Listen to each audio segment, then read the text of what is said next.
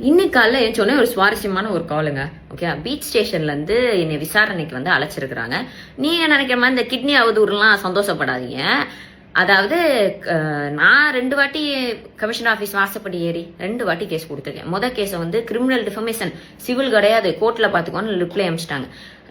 இப்ப ரீசெண்டா நான் பிரஸ் மீட்லாம் கொடுத்து ஒரு இது கொடுத்திருந்தேன்ல கேஸ், அதுக்கும் வந்து இப்ப வரைக்கும் கூப்பிடலாம், விசாரிக்கல, எந்த ஒரு ஆக்ஷன் எடுத்தாங்களான்னு எனக்கு தெரியல.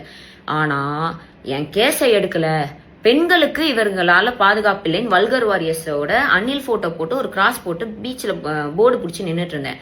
ஓட் ஃபார் டிஎம்கேன்னு இன்னொரு சைடு போர்டு பிடிச்சி நின்றுட்டு இருந்தேன். அதுக்காக கேஸ் போட்டிருக்கிறாங்க என் மேல. அன்னைக்கு நான் லெட்டர் எல்லாம் எழுதி கொடுத்துட்டு ஓகேம்மா வீட்டுக்கு போங்க அப்படின்னு சொல்லி அனுப்பிச்சிட்டாங்க. ஆனா இன்னைக்கு கால் பண்ணி அது வந்து கேஸ் போட்டிருக்கோம் அப்படின்னு சொல்லியிருக்காங்க. 4 மணிக்கு விசாரணைக்கு வர சொல்லியிருக்காங்க. விசாரணைக்கு போக போறேன். ஆனா இதுல ஹைலைட் என்னன்னா, அலிஷா அப்துல்லா அக்கா வந்து ஒரு கேஸ் கொடுத்தாங்க. அவங்க கேஸ் கொடுத்த மறுநாளே திருச்சி சூர்யா அரெஸ்ட், நேத்தோ முந்தா நேத்தோ முக்தாரனாவும் அரெஸ்ட். ஓகேங்களா, நல்ல பாராட்டத்தக்க கூடிய விஷயம். ஒரு பெண்ணு வந்து அழுதுருக்காங்க, அவங்களோட குறைகளை சொல்லியிருக்காங்க, அதுக்கான ஆக்ஷன். எனக்காக ஆக்ஷன் எடுங்கன்னா ஏன் மேல ஆக்ஷன் எடுக்கிறீங்க? அண்ட் இன்னைக்கு வேற வெள்ளிக்கிழமை வேற, சாட்டர்டே சண்டே கோர்ட் வேற இல்ல. ஸோ 4 மணிக்கு வந்து விசாரணைக்கு போறேன். ஆர்எஸ்எஸ் பிஜேபி காரன் கூட இவ்வளவு கேவலமா கீழ்த்தரமா நடந்துக்க மாட்டான். உங்க ஆட்சியை நினைச்சு உண்மையிலே பயமா இருக்கு. பெண்கள் யாராச்சும் வந்து டிவிக்கு அகேன்ஸ்டா கேஸ் கொடுக்க போறீங்கன்னா முன்னாடியே யோசிச்சுக்கோங்க.